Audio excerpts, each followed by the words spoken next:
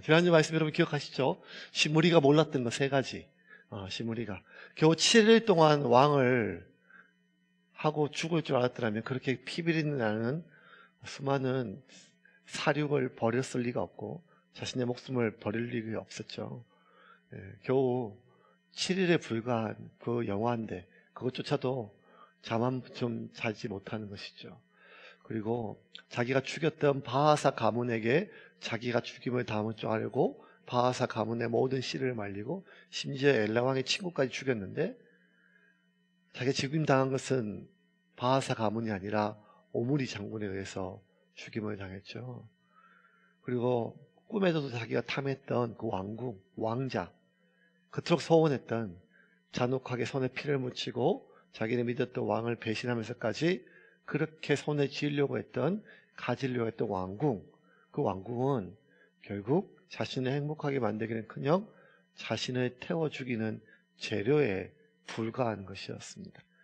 인간은 이렇게 자신의 가장 무언가를 집착하고 탐하지만 결국 그 탐하고 집착하는 그 자체가 자신을 멸망시키는 재료로 사용될 수밖에 없다는 것이죠. 처음부터 그렇습니다. 보암직하고 먹음직스럽지만 에덴 동산에 있던 그 어떤 과일보다 보암직하고 먹음직스럽지만 그 선악과가 자기뿐만 아니라 자기 대대로 수많은 자손들을, 모든 인류를 사망이라고 하는, 죽음이라고 하는 큰 그러한 비극을 낳게 된 결과를 낳은 것처럼 우리가 보기에, 그리고 우리가 생각하기에 보암직하고 먹음직스럽고 우리로 하여금 집착하게 만드는 많은 것들은 어쩌면 우리의 삶을 파괴시키는 사탄의 도구일 수가 있습니다. 그렇게 시므리가 오므리 장군에 의해서 죽임을 당했죠. 이제 오늘부터는 이제 계속해서 이 오므리 가문이 시작이 돼요. 오므리 가문. 오므리 하면 잘 모르는데 오므리의 아들이 아합 왕입니다. 아합 왕. 아합 왕은 이 갈멜산에서 엘리야가 이 바알 선지자와 대결을 벌였던 그 아합 왕. 그리고 이 아합 왕보다 그 사모님이 더 유명해요. 이세벨, 왕비, 뭐 이런 것들이 사실 그래서 이 아합은 22장까지 나와요. 22장까지. 22장까지 나오면서 이 오므리 왕가가 어떻게 시작됐는가? 지난주 살펴본 것처럼 시므리를 죽이고 오므리가 이제 왕이 바로 되진 않았습니다. 나라가 두 쪽이 나가지고 반은 딴 사람을 섬기고 반은 오므리를 따랐는데 결국 오므리를 따른 사람과 오므리가 반대편 정적을 제거하고 자신의 왕자를 차지하였습니다. 그래서 북이스라엘은 드디어 오므리 왕가가 탄생되어집니다. 21절부터 23절까지 같이 보겠습니다. 그때에 이스라엘 백성이 둘로 나뉘어 그 절반은 기나세의 아들 디브니를 따라 그를 왕으로 삼으려 하고 그 절반은 오므리를 따랐더니 오므리를 따른 백성이 기나세의 아들 디브니를 따른 백성을 이긴지라. 디브니가 죽음에 오므리가 왕이 되니라. 오므리가 왕이 되니라. 23절.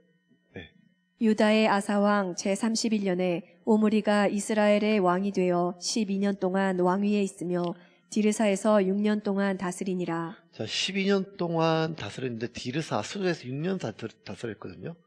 예. 그러니까 그 수도에서 북이스라엘 수도에서 6년 다스려. 나머지 6년은 어디서 다스렸는가 하면 사마리아에서 다스렸어요. 그리고 그 당시만 해도 사마리아는 그냥 사람이 살만한 어떤 수도가 될 만한 땅이 아니었는데 이 오므리가 사실상 북이스라엘의 최대 황금기를 엽니다. 최고의 부흥기를 열고 비록 12년 동안밖에 다스리지 않았지만 경제적으로 또 문화적으로 굉장히 북이스라엘의 황금기를 열어요. 그러니까 이 디르사 정도가 이 수도가 좀 작게 되었어요. 점점 나라가 커지고 왕성해지고 왕가의 재산이 점점 늘어가니까. 그래서 이 오므리는 이 세멜이라고 하는 사람에게서 산을 하나 사서 그 산에서 전체적으로 새로운 왕궁을 짓고 수도를 건축합니다. 그곳이 어딘가 하면 지금의 사마리아가 되었습니다. 24절입니다. 24절 같이 읽겠습니다. 그가 은 2달란트로 세멜에게서 사마리아 산을 사고 그 산 위에 성읍을 건축하고 그 건축한 성읍 이름을 그 산 주인이었던 세멜의 이름을 따라 사마리아라 일컬었더라. 자, 이때부터 이제 사마리아가 생겨요. 북이스라엘 수도가 이제 사마리아예요. 디르사에서 사마리아로 이제 천도를 하게 됩니다. 그래서 왕궁을 지었는데요. 이 고고학적 발견에 따르면요, 이 왕궁에 이 오므리가 건립한 그 오므리가 세웠던 왕궁은요, 넓이가 한 170m, 폭이 130m. 그러니까 한 7,000평 되는 대규모 왕궁을 건축하게 됩니다. 그러니까 이 정도의 왕궁은요, 그 고대 그 팔레스틴 지역에서 그 어디에도 유래를 찾아볼 수 없을 만큼의 대규모 공사였고 또 화려했었어요. 가장 뛰어난 왕궁은 다윗궁이었거든요. 다윗궁보다 훨씬 컸고, 이스라엘 최고의 건축물은 솔로몬의 성전이었는데 솔로몬의 성전보다 훨씬 더 컸어요. 넓었어요. 그러니까 이 북이스라엘이 얼마나 웅장했는지, 특별히 사마리아가, 이 오므리가 이 북이스라엘의 부흥기를 열었습니다. 점점 부강해지고, 그리고 왕실의 잔고가 점점 늘었습니다. 그러니까 이 땅을 사가지고 은 2달란트 땅을 사서 왕궁을 건설할 정도로 대규모로 진행이 됐지요. 오므리가 이제 자기가 조금 후세를 걱정할 시기가 되었습니다. 여러분, 그 부자가 도대체 얼만큼 돈이 있어야 부자겠습니까? 예.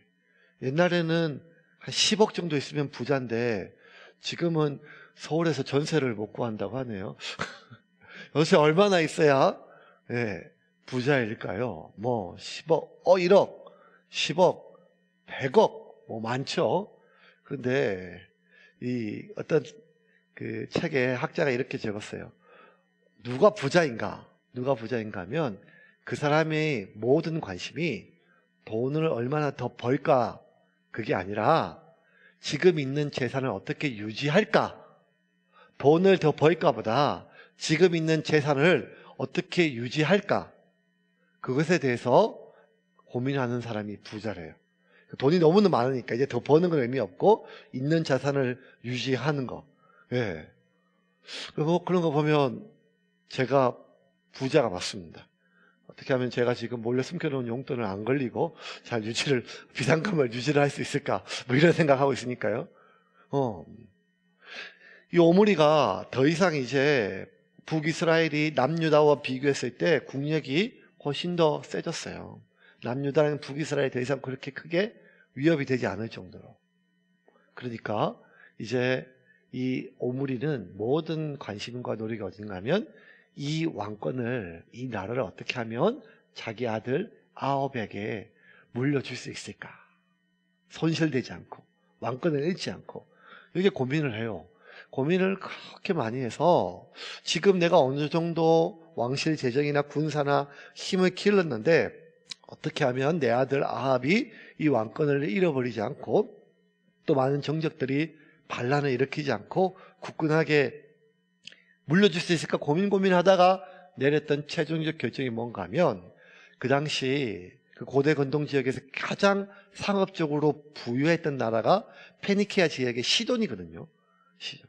네. 사실 두로와 시돈이 둘 다 도시 국가이기 때문에 비슷한데, 두로는 시돈에 비해서 훨씬 더 작아요. 시돈이 훨씬 더 커요.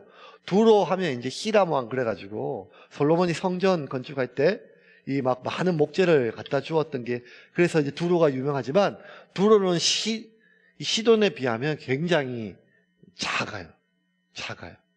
그러니까 시돈이 굉장히 아주 큰, 그리고 부유한 나라였어요. 그래서 이 오므리가 자기 아들에게 왕권을 튼튼하게 물려주기 위해서 이 시돈의 왕 에빠알과 사도를 맺기를 하고 그 공주를 자신의 아들 아합에게 아내로 그리고 결혼을 시키게 됩니다. 31절입니다. 같이 읽겠습니다.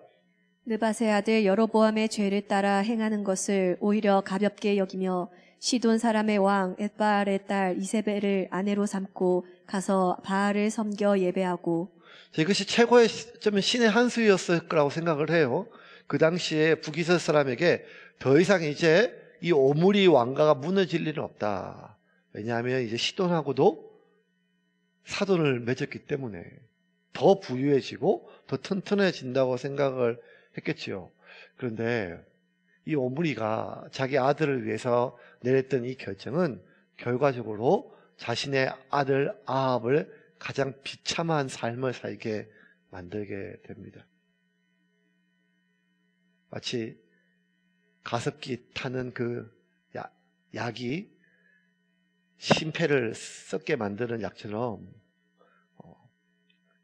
자기 아들에게, 자기 딸에게, 신생아에게 혹시나 폐렴 걸릴까봐 가습기 안에 약을 넣고 좋은 걸 넣었는데 알고 보니까 나중에 그것이 모든 폐와 심폐를 썩게 만들었던 것이 밝혀져서 많은 부모들이 가슴을 썩은 것처럼 자기 자식에게 가장 좋은 건 줄 알았는데 그것이 결국에는 가장 심각한 독을 집어넣었어요. 그 독이 뭐였는가 하면 바알이었습니다. 바알. 하나님 보시기에 북이스라엘 왕이 다 악했죠. 오므리 역시 그의 마지막 평가는 하나님 보시기에 악했습니다. 26절입니다. 같이 읽겠습니다. 느밧의 아들 여로보암이 모든 길로 행하며 그가 이스라엘에게 죄를 범하게 한 그 죄 중에 행하여 그들의 어떤 것들로 이스라엘의 하나님 여호와를 노하시게 하였더라. 그러니까 이 오므리의 모든 평가가 결국 여로보암의 죄와 떠나지 않고 그 악을 행하였다고 이렇게 기록이 됐습니다. 그런데 이 여로보암의 죄보다 오므리보다 이 아합의 죄가 훨씬 더 커요. 30절에 제가 이렇게 30절 오므리의 아들 아합이 그의 이전의 모든 사람보다 여호와 보시기에 악을 더욱 행하여, 그러니까 이전에 있는 모든 악보다 더 악했대요. 어느 정도 악했는가 하면 31절에 이렇게 얘기해요.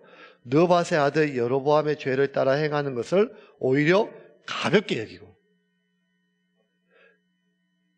시돈 사람의 왕 엣바알의 딸 이세벨을 아내로 삼고 가서 바알을 섬겨 예배하고, 오히려 여로보암의 죄가 작게 보일 만큼 아합이 가장 북이스라엘 왕 중에 타락한 왕이었어요.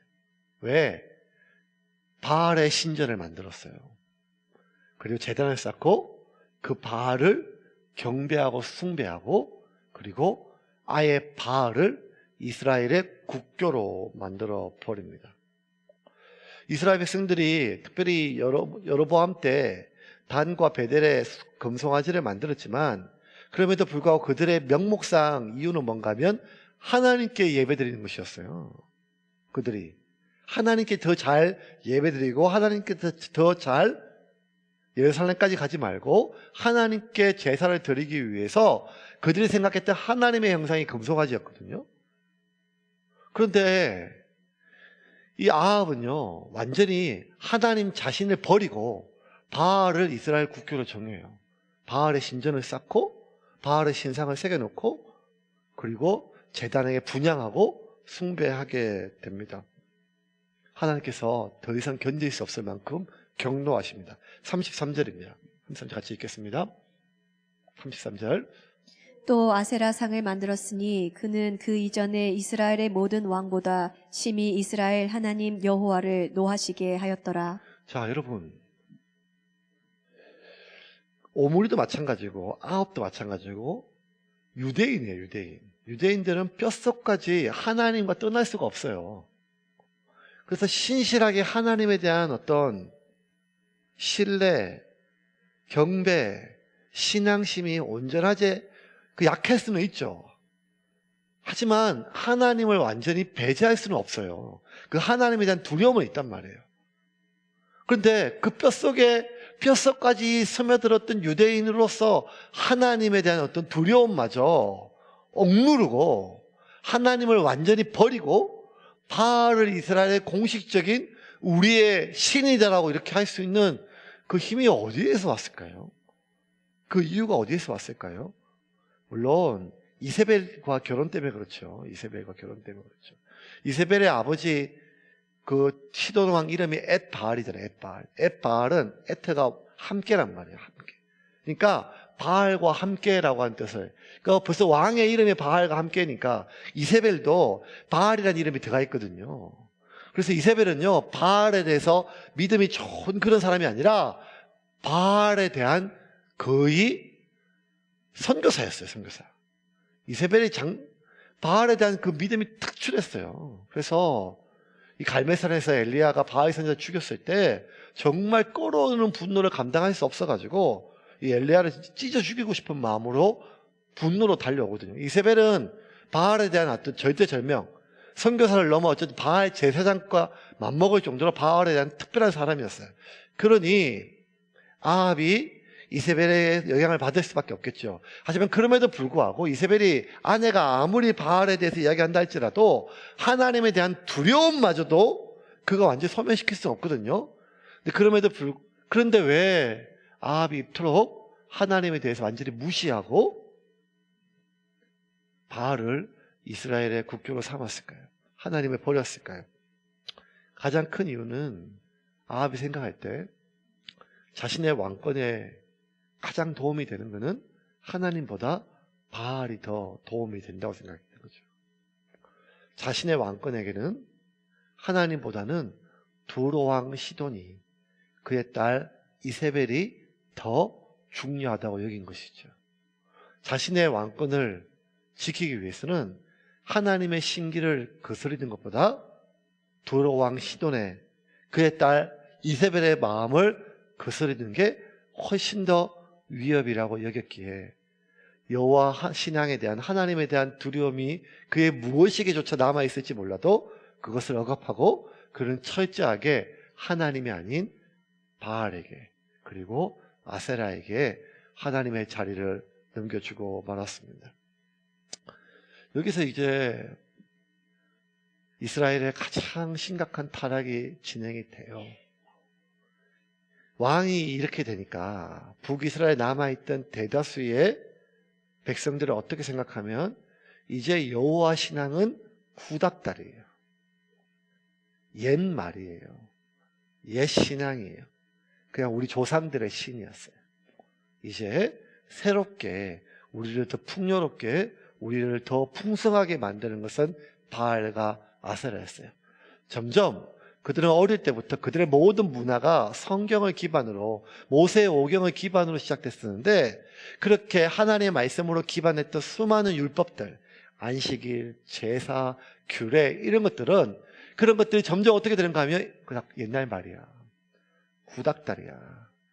지금 시대가 어딘데, 지금은 전혀 새로운 시대고 나라가 얼마나 발전했는데, 얼마나 지금 우리가 부유해졌는데, 점점 여호와의 신앙은 옛것이 되고 구닥다리가 되었습니다. 이런 아합의 시대가 이제 계속 타락이 22장까지 언급이 되거든요. 그런데 이 생뚱맞게 오늘 본문의 마지막 한 절에 히엘이라는 사람이 여리고성을 건축했던 장면이 한 절에 갑자기 쑥 튀어나와요. 오늘 이 본문의 마지막 결론으로 34절 같이 한번 읽겠습니다.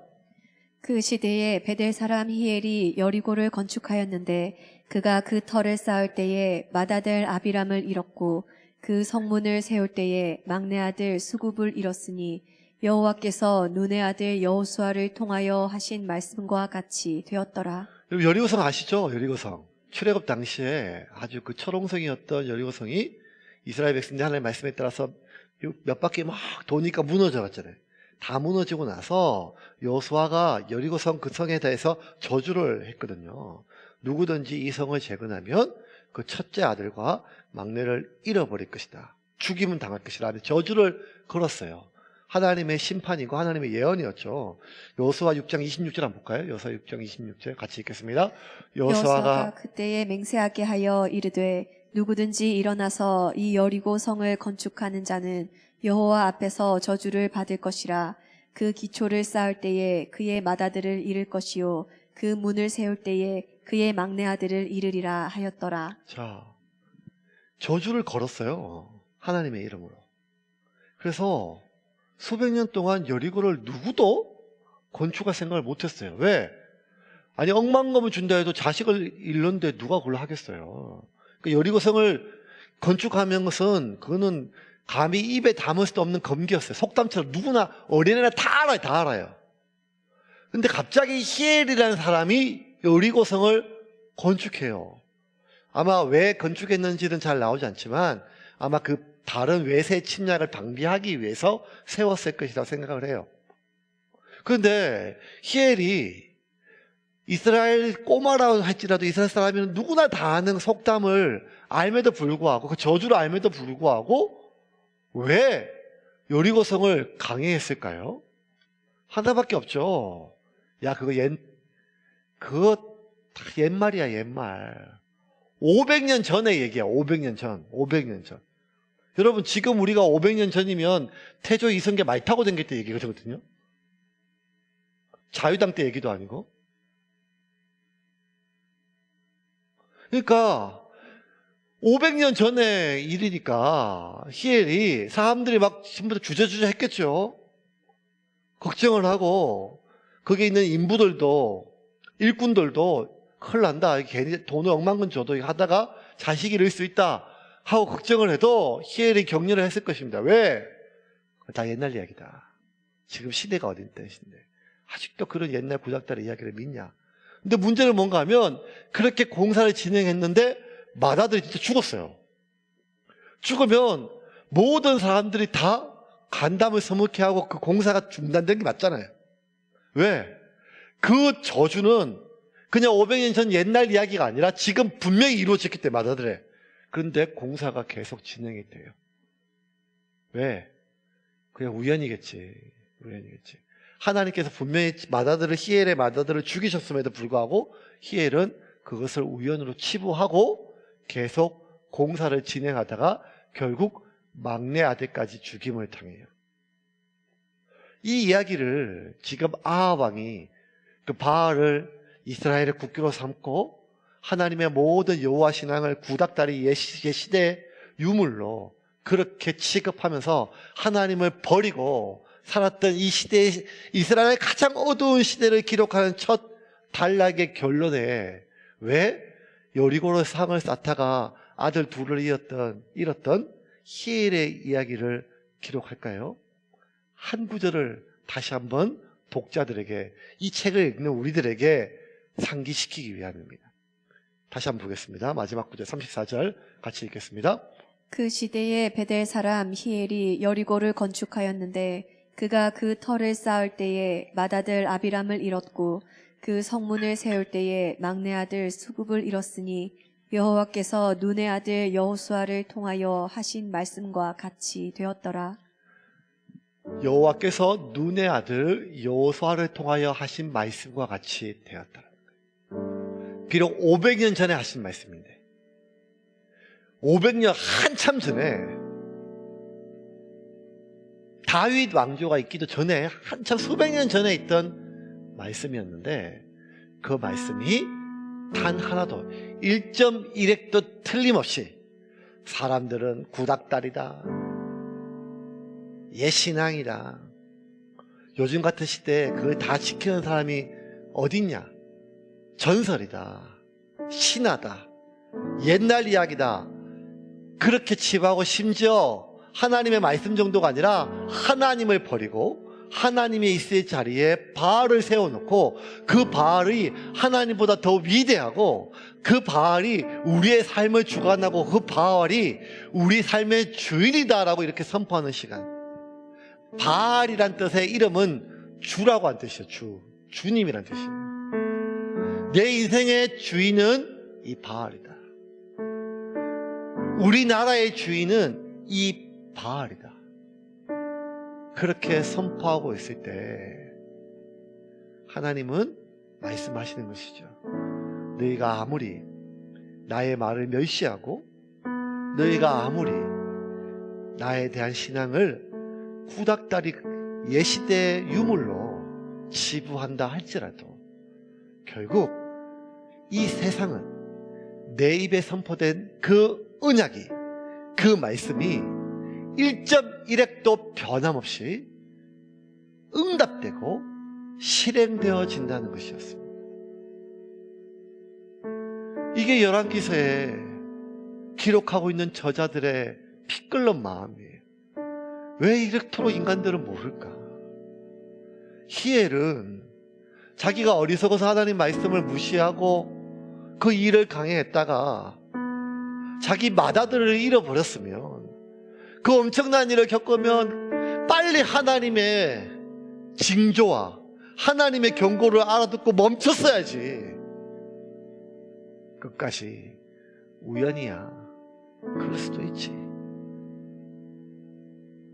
지금 세상이 어느 세상인데 500년 전에 그 속담 하나를 붙들고 우리가 내 삶에 가장 큰 이득이 있는 이것을 포기할 수 있겠느냐라고 하는 그러한 히엘의 어리석음처럼 이 역사를 쭉 기록하고 있는 유대인 학자들의 기록 끝에서 자신들이 선조들이 얼마나 어리석었는지를 우리에게, 그리고 이 글을 읽을 후세의 이스라엘 백성들에게 이것을 명심하라고 기록에 남겼습니다.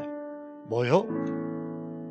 하나님의 말씀이 그대로 응답하였느니라. 여러분, 우리는 오늘도 여전히 온 나라와 온 세상이 결국 하나님과 상관없이 시대가 변하고 세상이 변하여 하나님의 말씀은 옛 시대의 구닥다리이고 지금까지 우리가 지켜왔던 수많은 신앙의 전통들은 옛 시대의 유물처럼 구닥다리에 말도 통하지 않는 어리석은 말처럼 들린다 할지라도 결국 세상은, 결국 우리의 인생은, 결국 삶은 하나님의 뜻과 말씀에 따라 움직이는 것을 믿으시기를 바랍니다. 그렇지 않으면 우리 삶에 내 안에서 아합은 자꾸만 일어날 것입니다. 그 아합은 하나님의 자리에 다른 주인을 세우는 사람, 하나님의 자리에 그 우리의 생존을 쥐고 있는 그 무언가를, 하나님의 자리에 우리의 먹거리를 쥐고 있는 그 누군가를, 하나님의 자리에 우리의 삶의 즐거움을 추구하고 우리가 집착하고 우리가 우리의 삶의 주인의 자리에 잡았던 그 무언가를 하나님의 자리에 대신해서 세우고자 하는 그러한 욕망들과 그러한 패역한 일들이 우리 가운데 아합처럼 자꾸만 올라올 것입니다.